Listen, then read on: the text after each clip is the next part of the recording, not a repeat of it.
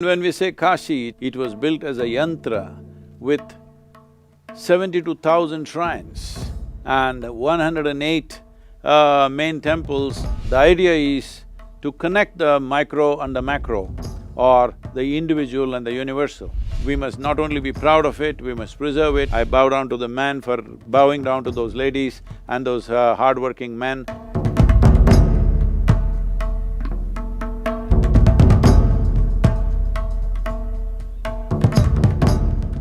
Today, the Prime Minister dedicated the Kashi Vishwanath corridor to the people of the country, to believers and devotees, and in fact helped realize a dream that had been dreamt by none other than the father of our nation, Mahatma Gandhi, over a century ago, who had wondered when visiting the holy city of Kashi, of Banaras, of Varanasi, why is it that those that we worship cannot be kept in a state that befits them?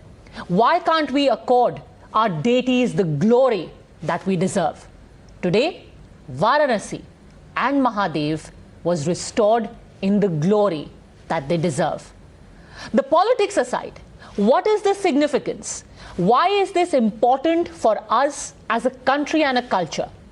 Joining us now on the News Hour agenda, Sadhguru Jaggi Vasudev. Thank you very much, Sadhguru, for having spoken to us. To begin with, as a Shiv Bhakt yourself, what are your thoughts today?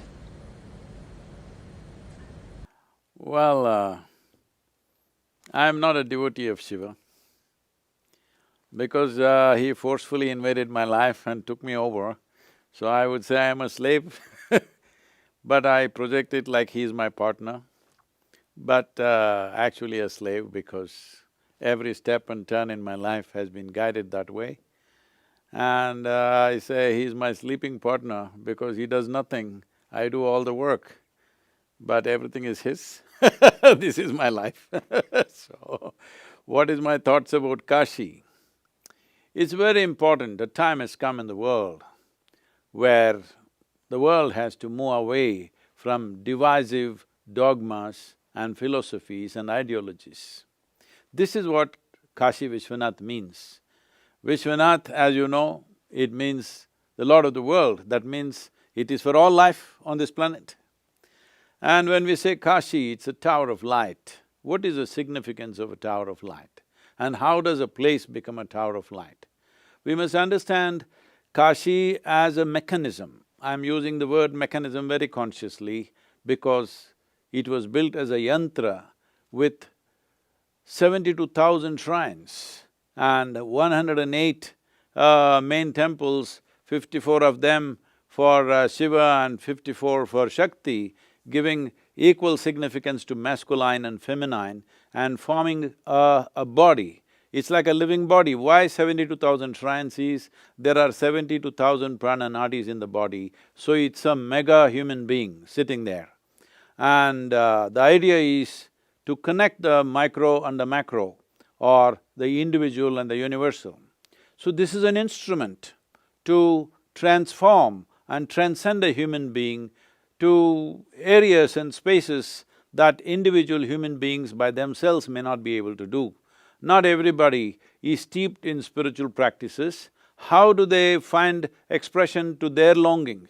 Because there is no human being in the world who doesn't have a longing to touch aspects and dimensions of life which are not yet in their life. Everybody wants to. Some people may invest their time and energies to do that consciously, others here and there aspire for it. Maybe instead of genuinely seeking within themselves, they will have a drink or they will drug or they'll do something. But you must understand, all these are aspirations to touch something of the beyond. So here, we in this culture, in the Sanatana Dharma, we created instruments through which you could touch even ordinary people who don't have… who are not steeped in spiritual sadhana. They can also have an opportunity to transcend and transform their way of being. If not in their early life, at least towards the end of their life, they must go to Kashi to do this. There have been many attempts like this in the country, there are many places like this, but Kashi is a very, very daring project. A few thousand years ago, The size and the complexity and the sophistication of what it is truly incredible. And unfortunately today a lot of it is lost, but this is phenomenal that once again some revival has happened. The first time I went there, some journalists came to me and asked, Sadhguru, what is your impression of Kashi? I said, it's fabulous and filthy. They didn't like it. I said, see, this is the reality, you better address the filth. Fabulous is there, nobody is missing it, but if you do not address the filth, fabulous could get buried in the filth. Here we are, at last, Kashi has a revamp, Kashi has some amount of, if not the whole system being revived, at least a part of it being revived. I think this will go a long way for many people who aspire for this, who want to be there but cannot be there simply because of the way it was being conducted. So this is a huge step in that direction.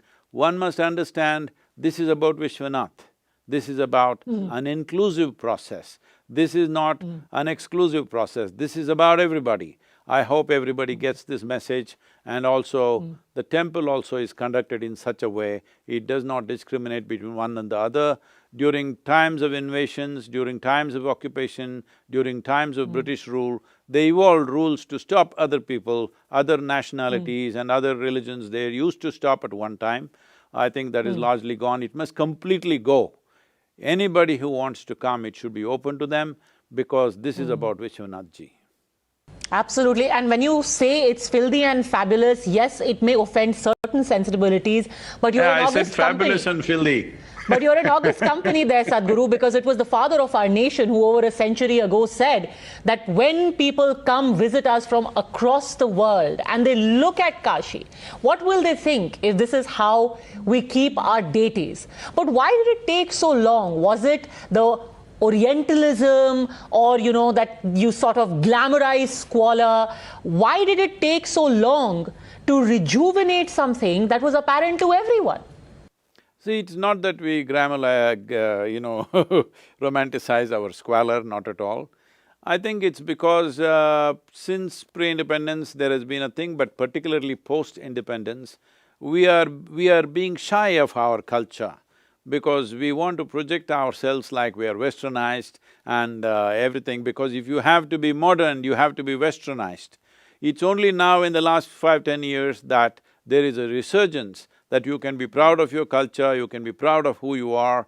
This has come back fortunately in common people. It's a very positive thing, because no nation will move forward in a big way if they're ashamed of being who they are. So I think that was a significant part, and apart from that, without political will, that could have never happened. Fortunately, it's come together now, and it's great. It doesn't matter what is the history, there's a painful history behind Kashi. We can forget that and look forward to how Kashi can be a glorious thing, because Kashi, well, Mark Twain went on to say it's more ancient than the legends. And when people had not thought of Rome, there was Kashi. When Athens had not really manifested in human mind, there was Kashi. When the phenomena of Egypt had not happened, there was Kashi. So Kashi is the most ancient living city on the planet, and India as a nation, we must not only be proud of it, we must preserve it and nurture it in such a way that it will draw people. Kashi, as a single force, can handle nearly 50% of India's, tourism as such. I must tell you this, when I happened to be in one of the large hotels there near Kashi, in the hotel, everybody, everywhere, they were only projecting that place as a destination for Saranath, that is the Gautam Buddha's first place where he taught. But what they forgot was, Gautama also came all the way to teach near Kashi, because he thought that is the best location for him to teach. But today it was being projected that way. I spoke to the management and told them, what is happening here? There is no mention of Kashi. In Varanasi there is a hotel and no mention of Kashi, it's all about Saranath. They said, no, all our clients are from Japan and other Buddhist countries, nobody else comes. So essentially it had become, this I'm talking about 12–15 years ago, essentially it had become that only very common people, village people, rural people will come to Kashi, the elite will never come to Kashi because of the conditions that were there, and only the Buddhist tourists were coming to go to Saranath. We must understand that Gautama himself chose to do his first teaching near Kashi, because if at all if you had to teach anything of significance, if at all if you had to get an audience who will understand what you're talking, you had to go to Kashi at that time, that's how it was. And this was a center of knowledge, this was a center of spiritual process, above all a center of transcendence. And it's fantastic, it's being at least reasonably revived. Would it be an overstatement to say that India could just be on the brink, Sadhguru, of a cultural renaissance, where we finally get to acknowledge ourselves as a culture and a civilization and be proud of it? I would say India is on the… in a cusp where if we do a few right things in the next few years, we could be a cultural renaissance for the entire world, because for the first time, we have an younger generation who want everything to be logically correct. They are not willing to take dogmatic teachings, philosophies which have no relevance. They want to live here well, they don't want to go to heaven. This has become a strong movement everywhere in the world. I'm traveling across the world, I see everywhere, in every university that I go, they are fascinated by what we have to offer, because this is one culture which thought through every aspect of life. This is one culture which explored human mechanism like no culture ever explored. I'm not saying this with the pride of being Indian, which I am, but I am not saying it with that. I've looked very closely at various cultures around the world. Nowhere else has anybody looked at human mechanism and the possibilities of being human with as much profoundness and detail as this culture has. I think if we present it properly, it is the future of the world. Many people also look at it as a secular state aligning itself with a religion. First, Ayodhya, Ram Janmabhoomi, and now this. How does one draw the line between acknowledging and accepting your culture and ensuring that the state doesn't side with the religion? See, this comes from imported ideas that we have, that we think my religion and your religion. That has never been the ethos of this culture. We have always referred to this as Sanatana Dharma. That means it's an eternal culture. If something has to be eternal, the only way it can be eternal is by being all-inclusive.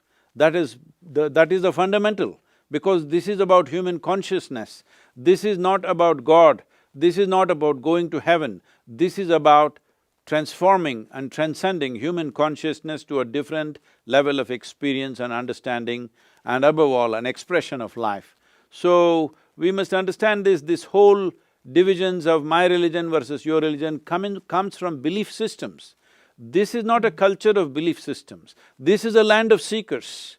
Here, I do not know is the basis of our existence, because we identify with what we do not know, because what we know, how much ever we know, is just a speck in the universe, but what we do not know is boundless. So we always identified with what we do not know, and we were always seekers, we were not believers. This is the fundamental difference between dogmatic religious processes and spiritual process, that one believes something that they do not know, another understands that he does not know and seeks to know.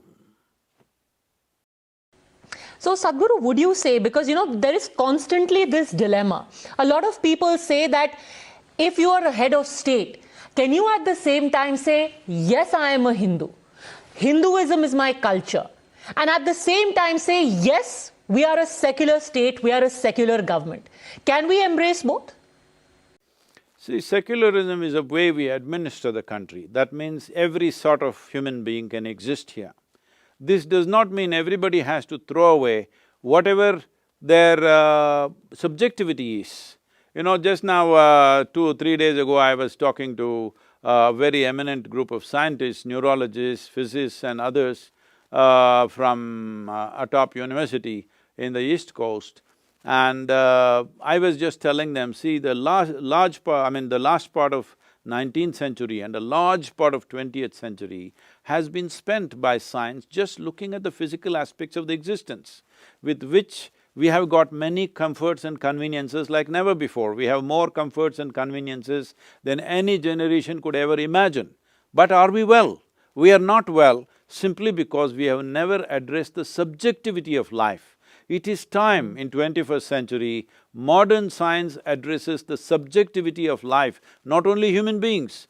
We have not even seen other creatures are alive. Every day 200 million animals are slaughtered on the planet, every day trees are cut, every day things are happening, and we are completely ripping the soil apart because soil itself is a living entity. In this culture, the farmers never entered the land without bowing down to the land. Without bowing down to the soil, he never stepped on it because we address the subjectivity. It is only by addressing the subjectivity, by exploring the subjectivity, life will be really good, that human beings will experience life in its fullness and in its richness. Otherwise, we have everything and we have nothing. We have become the most destructive species on the planet because we have addressed only the physical part of life. We have not taken charge of the subjectivity. This is very, very important. How we treat each other is essentially lack of subjectivity. We do not even understand the other human being is as alive as me. Forget about trees, animals, soil, completely forgotten those things. But most human beings do not understand. If you have a different skin color, I don't think you're a human being. If you're a different gender, I don't think you're a human being. Because we have not addressed subjectivity. It is time the scientific focus also move towards subjective explorations, and this is what Kashi represents, this is what this culture represents. I think this is the future of the world, but we need to present it properly. And that's exactly what's being done in Kashi right now. The presentation has improved. Nobody can improve Kashi. It is only the present dispensation is improving the presentation of Kashi, and that is wonderful. It is so interesting you mention how we treat each other, Sadhguru, because today among one of the many gestures, I don't know if you saw it because you're in a different time zone altogether, the fact that those people who have worked for the last 2 years, they've used their hands, they've helped construct the entire Kashi Vishwanath Dham, the corridor. The Prime Minister made it a point to go out of his way to honor them as karma yogis and dine with them. Just that gesture ties in with what you were saying about this representing not just a religion, but a culture and a way of being. Would you think? Yes, see, this has been the way, if you go to, especially in southern India, because northern India has lost most of its temples like that. In southern India, we have magnificent temples which are engineering marvels by themselves. You will feel proud of being human. How did they build these temples a few thousand years ago? The kind of engineering that it takes, the precision that it takes. So, at any time, nobody put their name on it. No architect has signed his name on the temple, this is designed by me.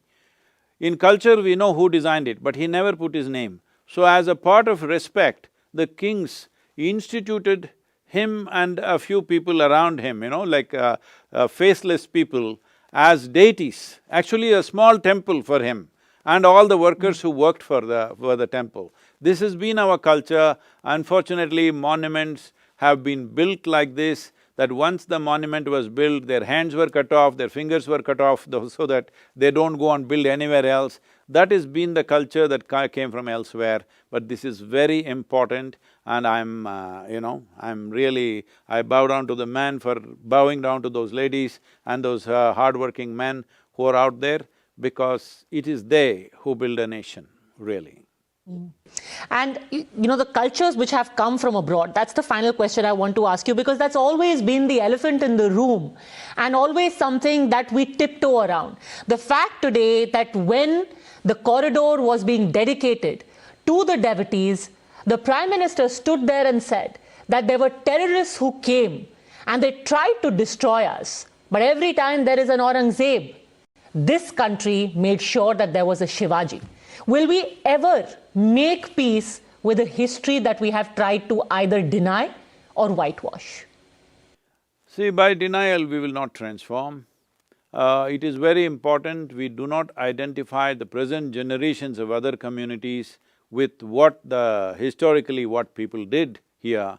It's very important because we need to understand our investment should be for the next generation, how to transform. The unborn child, how will they live in this country and in this world? That should be our focus. Well, terrible things have happened to our forefathers. We can't fix that, nobody can fix the past. But we don't have to forget the past, because if you forget the past, you may go into the same pit once again.